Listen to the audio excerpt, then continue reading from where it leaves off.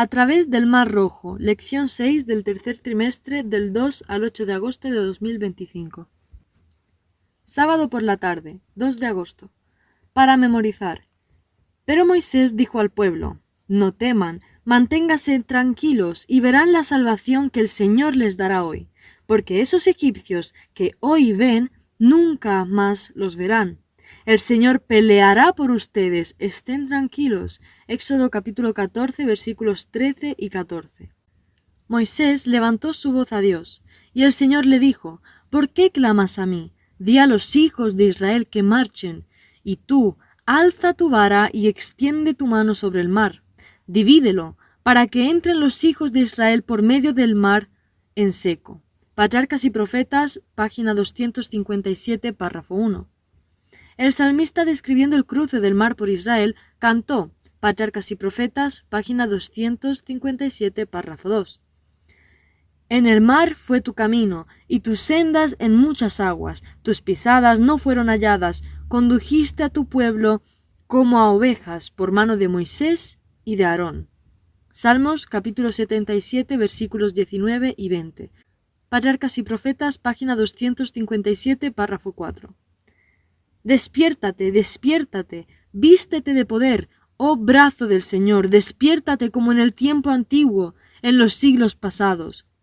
¿No eres tú el que cortó a Rahab y el que hirió al dragón? ¿No eres tú el que secó el mar, las aguas del gran abismo, el que transformó en camino las profundidades del mar para que pasaran los redimidos? Isaías 51, versículos 9 y 10. Cuán ilógico sería que Dios tratara de despertarse a sí mismo como si él o su brazo se encontraran dormidos. Este versículo muestra que él llama su brazo al movimiento del Éxodo, justamente porque Dios ejecuta su obra con los que son sus siervos. Así que sus siervos son su brazo y ellos juzgarán, es decir, regirán a las naciones, y las naciones confiarán en ellos. Domingo 3 de agosto. Vayan y adoren al Señor. Lee Éxodo capítulo 12, versículos del 31 al 36. ¿Qué extraña petición hizo el faraón? ¿Y por qué? Incluso cuando dio permiso para que los hebreos se fueran. Ahora su orgullo, que una vez osara levantarse contra el cielo, estaba humillado hasta el polvo. Hizo llamar a Moisés y a Aarón de noche y les dijo: Salid del medio de mi pueblo, vosotros y los hijos de Israel, e id a servir al Señor como habéis dicho. Tomad también vuestras ovejas y vuestras vacas, como habéis dicho, e idos y bendecidme también a mí. Los egipcios apremiaban al pueblo, dándose prisa a echarlos de la tierra, porque decían: todos moriremos.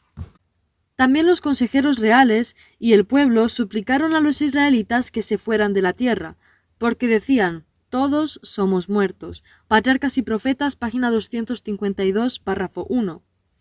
Las maravillosas providencias relacionadas con la liberación de Israel, cuando escapó al yugo egipcio y ocupó la tierra prometida, indujeron a muchos de los paganos a reconocer al Dios de Israel como el gobernante supremo. La promesa había sido: y sabrán los egipcios que yo soy el Señor cuando extenderé mi mano sobre Egipto y sacaré a los hijos de Israel del medio de ellos. Éxodo capítulo 7, versículo 5. Hasta el orgulloso faraón se había visto obligado a reconocer el poder de Jehová, e instó así a Moisés y a Aarón: id y servid al Señor, y bendecidme también a mí. Éxodo capítulo 12, versículos 31 y 32. Profetas y Reyes, página 273, párrafo 3.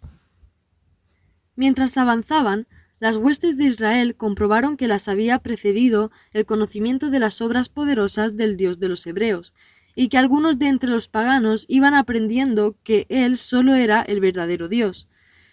En la impía Jericó, este fue el testimonio de una mujer pagana: El Señor vuestro Dios es Dios, arriba en los cielos y abajo en la tierra. Josué capítulo 2, versículo 11.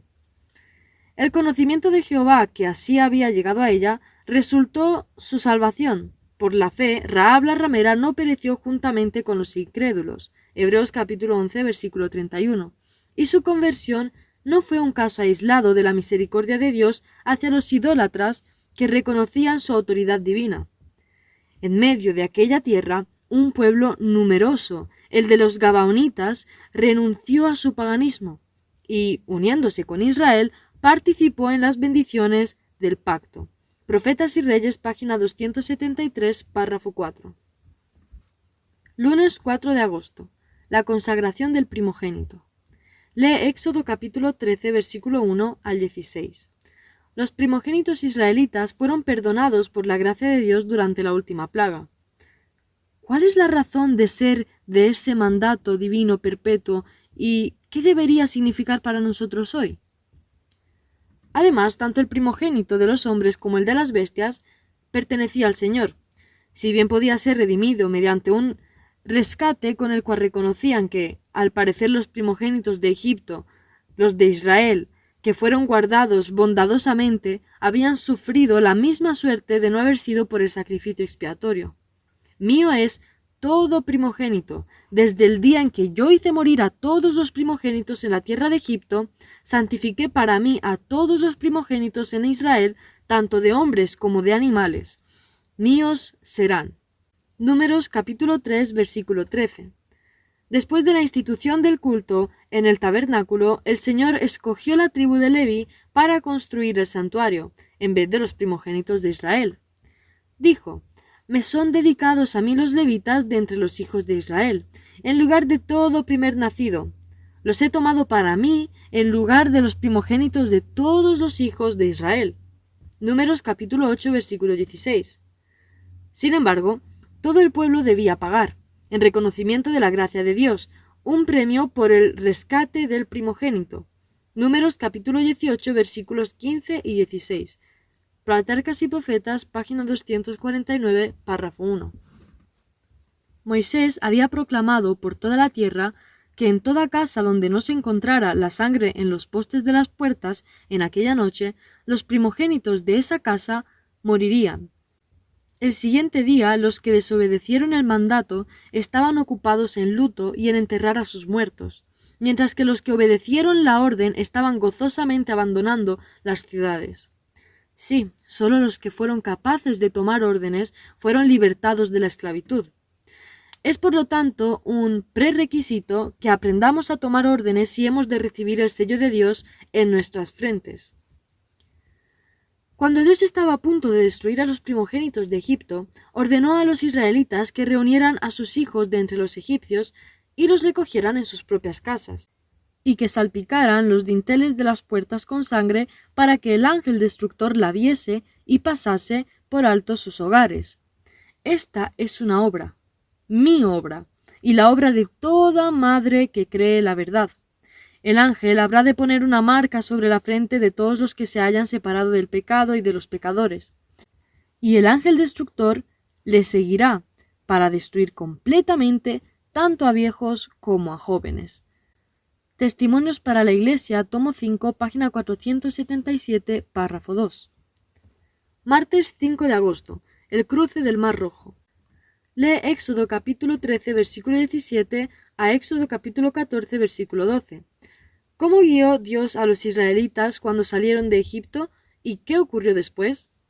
Ceñidos con el cinto, las sandalias calzadas y el bastón en la mano, el pueblo de Israel permanecía en silencio reverente y sin embargo expectante, mientras esperaba que el mandato real les ordenara ponerse en marcha.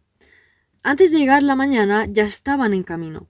Durante el tiempo de las plagas, ya que la manifestación del poder de Dios había encendido la fe en los corazones de los siervos y había infundido terror en sus opresores, los israelitas se habían reunido poco a poco en Gosén. Y no obstante, lo repentino de la huida, se habían tomado ya algunas medidas para la organización y dirección de la multitud durante la marcha, dividiéndola en compañías bajo la dirección de un jefe cada una.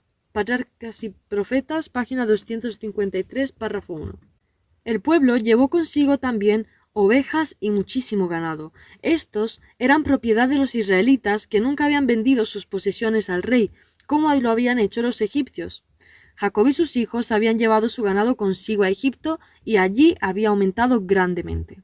Antes de salir de Egipto, el pueblo, siguiendo las instrucciones de Moisés, exigió una remuneración por su trabajo que no le había sido pagado, y los egipcios estaban tan ansiosos de deshacerse de ellos que no les negaron lo pedido. Los esclavos se marcharon cargados con el botín de sus opresores. Patriarcas y Profetas, página 254, párrafo 1. Los hebreos estaban acampados junto al mar, cuyas aguas presentaban una barrera aparentemente infranqueable ante ellos, mientras que por el sur una montaña escabrosa obstruía su avance. De pronto divisaron a lo lejos las relucientes armaduras y el movimiento de los carros, que anunciaban la venida de un gran ejército. A medida que las fuerzas se acercaban, se veían las huestes de Egipto en plena persecución. El terror se apoderó del corazón de los israelitas. Algunos clamaron al Señor, pero la mayor parte de ellos se apresuraron a presentar sus quejas a Moisés.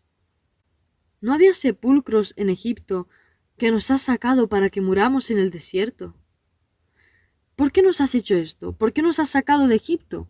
Ya te lo decíamos cuando estábamos en Egipto. Déjanos servir a los egipcios, porque mejor nos es servir a los egipcios que morir en el desierto. Patriarcas y Profetas, página 256, párrafo 1. Miércoles 6 de agosto. Avanzando por fe. Lee Éxodo capítulo 14, versículo desde el 13 al 31. A pesar de su falta de fe, ¿qué hizo Dios por los hijos de Israel? Moisés se turbó grandemente al ver que su pueblo manifestaba tan poca fe en Dios. A pesar de que repetidamente habían presenciado la manifestación de su poder en favor de ellos. ¿Cómo podía el pueblo culparle de los peligros y las dificultades de su situación, cuando él había seguido el mandamiento expreso de Dios? Era verdad que no había posibilidad de liberación a no ser que Dios mismo interviniera en su favor. Pero habiendo llegado a esta situación por seguir la dirección divina, Moisés no temía las consecuencias.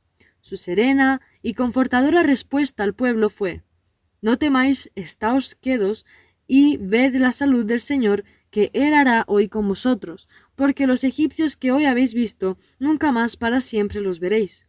El Señor peleará por vosotros y vosotros estaréis quedos». Patriarcas y Profetas 54, página 290, párrafo 1. Pero entonces, he aquí que al acercarse las huestes egipcias, creyéndolos presa fácil, la columna de nube se levantó majestuosa hacia el cielo, pasó sobre los israelitas y descendió entre ellos y los ejércitos egipcios. Se interpuso como muralla de tinieblas entre los perseguidos y los perseguidores. Los egipcios ya no pudieron localizar el campamento de los hebreos y se vieron obligados a detenerse. Pero a medida que la oscuridad de la noche se espesaba, la muralla de nubes se convirtió en una gran luz para los hebreos, inundando todo el campamento con un resplandor semejante a la luz del día. Patriarcas y Profetas 54, página 290, párrafo 3. Entonces volvió la esperanza a los corazones de los israelitas. Moisés levantó su voz a Dios y el Señor le dijo: «¿Por qué clamas a mí? Di a los hijos de Israel que marchen, y tú alza tu vara y extiende tu mano sobre el mar, y divídelo para que entren los hijos de Israel por medio de la mar en seco». Patriarcas y Profetas, página 257, párrafo 1. Los egipcios los siguieron, y toda la caballería del faraón, sus carros y su gente de a caballo entraron tras ellos hasta la mitad del mar. Aconteció a la vigilia de la mañana que Jehová miró el campamento de los egipcios desde la columna de fuego y nube y trastornó el campamento de los egipcios. Éxodo capítulo 14, versos 23 y 24. La misteriosa nube se transformó en una columna de fuego ante sus ojos atónitos. Los truenos retumbaron y los relámpagos centellearon. Las nubes echaron inundaciones de agua. Tronaron los cielos y se precipitaron tus rayos. La voz de tu trueno estaba en el torbellino. Tus relámpagos alumbraron el mundo. Se estremeció y tembló la tierra. Salmos capítulo 77, versículos 17 y 18. Patriarcas y Profetas, página 257, párrafo 5. La confusión y la consternación se apoderaron de los egipcios.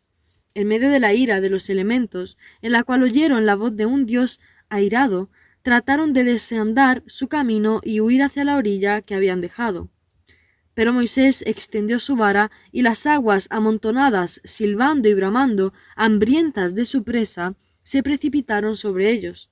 y tragaron al ejército egipcio en sus negras profundidades. Patriarcas y Profetas, página 258, párrafo 1. Jueves 7 de agosto. El cántico de Moisés y de María. Lee Éxodo capítulo 15, versículos del 1 al 21. ¿Cuál es el contenido del cántico de Moisés? El Señor obró maravillas en favor de la salvación de su pueblo, y abrió a través de las aguas del Mar Rojo un sendero hacia la libertad. Las aguas se amontonaron formando una poderosa muralla, y una senda de liberación se abrió delante de las huestes de Israel que seguían el liderazgo de Moisés. El Cristo triunfante, página 108, párrafo 4. En el proceso de persecución de Israel, el gran ejército de Egipto se aventuró a cruzar el mar por la misma senda que transitaron los hebreos. Una oscura nube se encontraba delante de ellos. Con todo, prosiguieron su camino. Cuando todo el ejército, los carros y la caballería y todo el ejército de Faraón estuvo en el lecho mismo del mar, el Señor dijo a Moisés: «Extiende tu mano sobre el mar». Israel había pasado sin mojarse los pies, pero oía los gritos del ejército perseguidor. Cuando Moisés extendió su vara sobre el mar, las aguas que habían permanecido como una gran muralla fluyeron en su curso natural. No escapó ni uno de todo aquel vasto ejército de egipcios. Todos perecieron en su determinación de cumplir su propia voluntad y rechazar los caminos de Dios. Aquella ocasión señaló el fin de su tiempo de gracia. Cristo triunfante, página 108, párrafo 5. Al despuntar el alba, los israelitas pudieron ver todo lo que quedaba de su poderoso enemigo, cuerpos vestidos de corazas arrojados a la orilla. Una sola noche les había traído completa liberación del más terrible peligro. Aquella vasta y desamparada muchedumbre de esclavos no acostumbrados a la batalla, de mujeres, niños y ganado que tenían el mar frente a ellos y los poderosos ejércitos de Egipto a sus espaldas, habían visto una senda abierta a través de las aguas y sus enemigos derrotados en el momento en que esperaban el triunfo.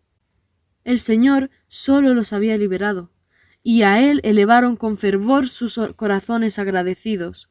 Sus emociones encontraron expresión en cantos de alabanza. El Espíritu de Dios vino sobre Moisés, el cual dirigió al pueblo en un triunfante himno de acción de gracias, el más antiguo y uno de los más sublimes que el hombre conoce. Patriarcas y Profetas, página 258, párrafo 2. Como una voz que surgiera de gran profundidad, elevaron las vastas huestes de Israel ese sublime tributo. Las mujeres israelitas también se unieron al coro. María, la hermana de Moisés, dirigió a las demás mientras cantaban con panderos y danzaban. En la lejanía del desierto y del mar resonaba el gozoso coro, y las montañas repetían el eco de las palabras de su alabanza. Cantad al Señor porque se ha cubierto de gloria. Versos 21. Patriarcas y Profetas, página 259, párrafo 1.